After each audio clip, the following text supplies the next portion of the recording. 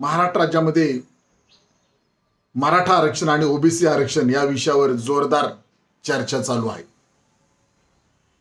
याच पार्श्वभूमीवर मध्यंतरी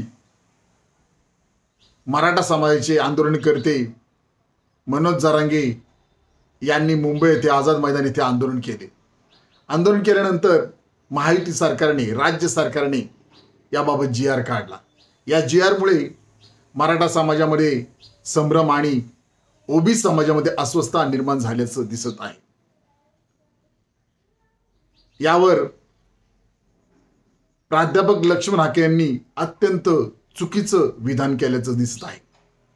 ते सध्या ओबीसी समाजाच्या बैठका घेत आहेत। या बैठकामध्ये त्यांनी कोयतेची भाषा केली, हे अत्यंत चुकीचं आहे। आणि यावर प्रतिक्रिया देताना मराठा समाजाचे नेते गंगाधर काळकुटे यांनी तलवारीची भाषा केली। मुळात महाराष्ट्र हे राज्य रयतेचे राजे शिवाजी महाराज, संभाजीराजे, फुले, शाहू आंबेडकर, अहिल्याबाई होळकर यांच्या समतेच्या विचाराचं आहे। त्यामुळे अशी भाषा कोयत्याची आणि तलवारीची करणं अत्यंत चुकीचं आहे। मी त्यांना सांगू इच्छितो की हाके आणि काळकुटेंना वर्षानुवर्ष या ब्राह्मणवादी व्यवस्थेने आपल्याला शूद्र ठरवलं, हे आपण ध्यानात ठेवलं पाहिजे। वर्षानुवर्ष आपल्याला बहुजनांना शिक्षणाचा अधिकार मिळाला नाही। याच विरोधामध्ये क्रांतीसूर्य महात्मा ज्योतिराव फुले यांनी आवाज उठवला। यानंतर राजश्री शाहू महाराज यांनी आवाज उठवला। त्यानंतर संविधान निर्माता महामानव डॉक्टर बाबासाहेब आंबेडकरांनी संविधानाच्या माध्यमातून आपल्याला समान अधिकार दिला, शिक्षणाचा अधिकार दिला।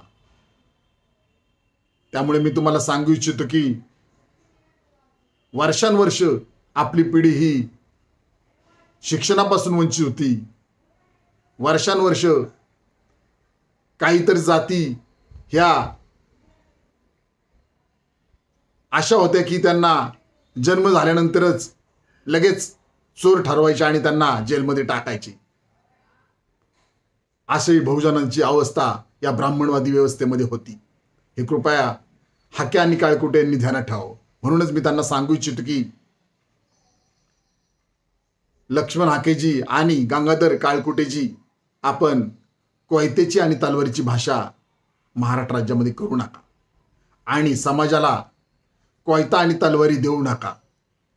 या बहुजन समाजाच्या हातात संविधान निर्माता महामानव डॉक्टर बाबासाहेब आंबेडकरांचा पेन द्या। नक्कीच आपला समाज क्रांती, शैक्षणिक, सामाजिक, आर्थिक क्रांती करून देशाला नक्कीच पुढे नेईल।